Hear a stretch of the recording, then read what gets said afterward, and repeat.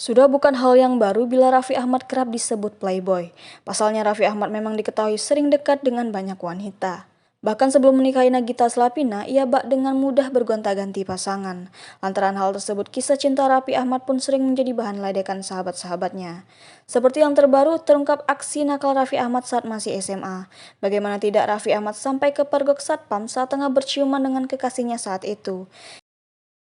Kisah tersebut tak banyak membuat lainnya heran lantaran sosok Raffi Ahmad sebelum menikah dengan Nagita Slavina memang lekat dengan image playboy.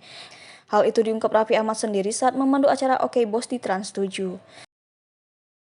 Masa-masa SMA tersebut terungkap saat Raffi Ahmad, Gading Martin, Andre Taulani, dan Dita diminta untuk menebak sosok atau pelaku yang diceritakan oleh narator. Aksi tudingan pun sempat terjadi antara Raffi, Gading, Andre Taulani, dan Dita. Namun pada akhirnya terungkap bahwa sosok yang dimaksud adalah Raffi Ahmad. Sontak saja hal tersebut pun memancing kehebohan Gading, Andre, dan Dita. Dita bahkan mencoba menanyakan tindakan Raffi setelah kepergok satpam yang justru malah kabur.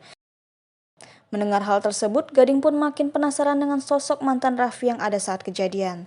Tak secara gamblang menyebutkan nama, Raffi pun mengaku kejadian tersebut dialaminya bersama mantannya saat SMA. Raffi bahkan menceritakan kronologi saat kepergok hingga diminta KTP oleh petugas keamanan.